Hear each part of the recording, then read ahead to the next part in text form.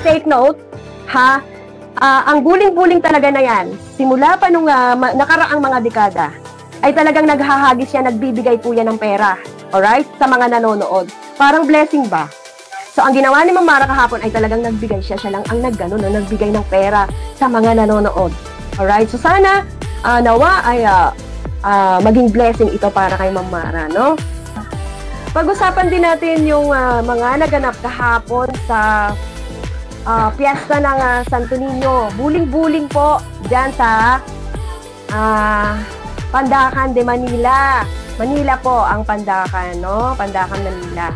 So, nag-celebrate po dyan kahapon, nagbuling-buling. At si Super Mara po, Super Mara Tamundong ay umattend po, nakilahok sa buling-buling. Nakilahok po siya dyan. Talaga namang controversial na controversial. So, syempre, mabanggit ko lang dito, kahapon po ay may nangyari pong hindi maganda na halos kami po ay naiyak na, no? Syempre nga naman, in-invite siya. Ang totoo nga niyan eh. Halos ayaw niya nga umattend dyan sa buling-buling na yan. Ayaw niya na. Kasi nga naman, syempre, nandiyan ang mga katunggali niyang mga politiko, no? So, ayaw niya na sana para manahimik na, para... Pero, ang nangyari iba po. So, ako talaga ay natutuwa kahapon at ganito nga ang nangyari, guys. Ikukwento ko sa inyo. Siyempre, si Super Mara Tamundong ay nagbihis. Talaga namang pumili siya ng napakagandang kasuotan. Ito nga yun, oh. Ipakita ko sa inyo, ang ganda-ganda niya. At talaga namang red na red, syempre red talaga ang kulay niya.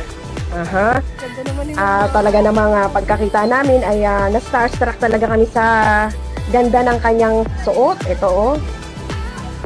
Ayan po, oh. Ganda, di ba? Red na dress. Gown.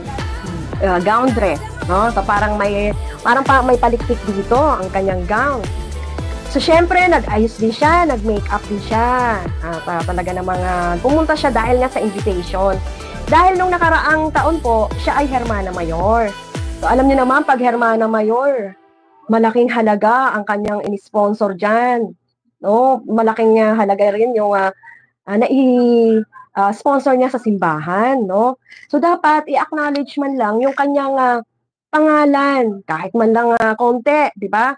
So, nung nagsisimula na ang programa at tinatawag na yung mga Hermana Mayor, yung mga kalahok sa programa.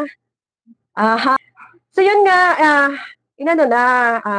acknowledge na yung mga bisita, yung mayor, yung isang tumatakbong mayor, dalawa pala tumatakbong mayor, yung mga congressman. At guys, nakakaawa si Super Mara Tamundong kasi hanggang huli, hindi pa ina-acknowledge talaga yung pangalan niya. So, in fact, hindi naman po siya ngayon Hermana Mayor. Hindi po siya ngayon Hermana Mayor kasi nga may Hermana Mayor nang nakuha. So, hanggang huli, hindi pa po talaga mine-mention yung pangalan niya. So, sabi namin, nagbulong-bulungan na kami. Bakit hindi mine-mention si Ma'am Mara? Ganun-ganun kami. Alam niyo ba, guys? Hindi talaga i-mention kung hindi pa talaga pinuntahan ng mismong kapatid ni Ma'am Mara. Kundi talaga kapatid ni Ma'am Mara ang pumunta.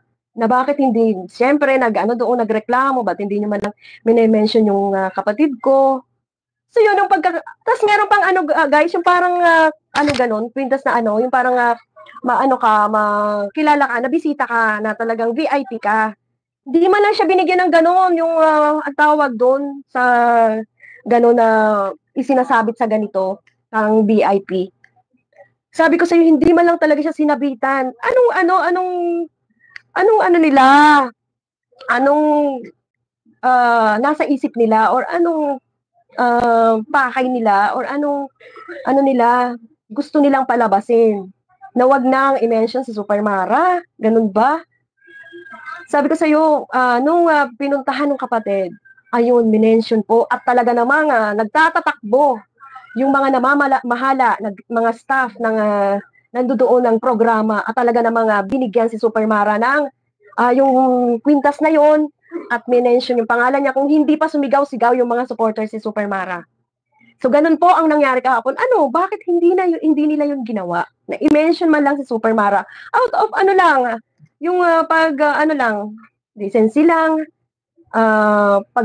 galang lang sa kanya bilang tao siya. Yung ganun lang, hindi talaga. Kaya kahapon, enjoy, sabi nga namin, enjoy lang kami kahit ganun ang nangyari.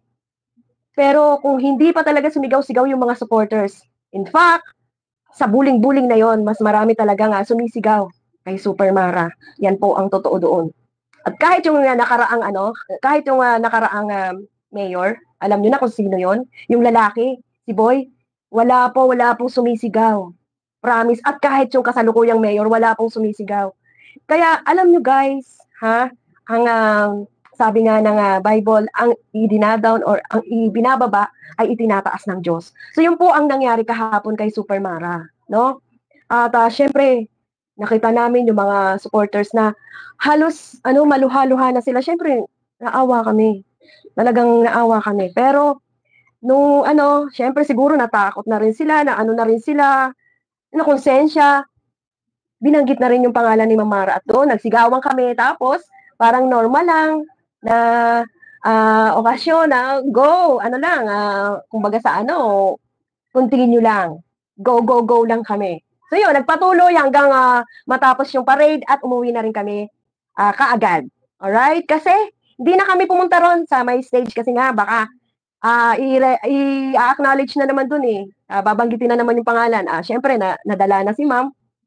Kaya hindi na siya pumunta uli. Kasi may mga pa yun eh. May mga contest pa ng buling-buling. Yung sayaw, pagalingan ng sayaw. Hindi na kami pumunta ron. So, ganun ang nangyari. Masyado silang ewan ko ba kung anong defensive ba? Or na ano ba kayo ma'am? Na ang tawag dito? Yung basta hindi nila binabanggit para hindi ma-recognize ng tao. Nung sila naman yung binanggit, hindi naman nagsipagpalakpakan yung mga tao. Hindi naman nagsipaghiyawan yung mga tao. Bakit si Mara maraming naghiyawan kahit papano? At eto guys, take note, ang buling-buling talaga na yan, simula pa nung nakaraang mga dekada, ay talagang naghahagis yan, nagbibigay po yan ng pera. Alright? Sa mga nanonood. Parang blessing ba?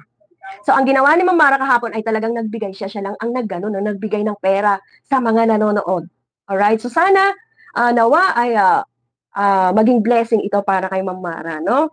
Talaga namang alam natin, ang binababa talaga ng mga tao ay itinataas ng Diyos. Alright? So, magandang gabi sa inyong lahat. At yan lang po ang masasabi ko tungkol sa nangyaring pagsasayaw ni Super Mara kahapon sa buling-buling. Ganun man ang nangyari sa umpisa, happy naman kaming natapos. Alright? At walang kapagod-pagod na makikita nyo sa mukha ni Super Mara kahapon. At napakaganda niya po, lady, sa kanyang suot na lady in red. Kung nandun lang kayo, nako, talaga namang artistahin ang ating Super Mara ng mundo.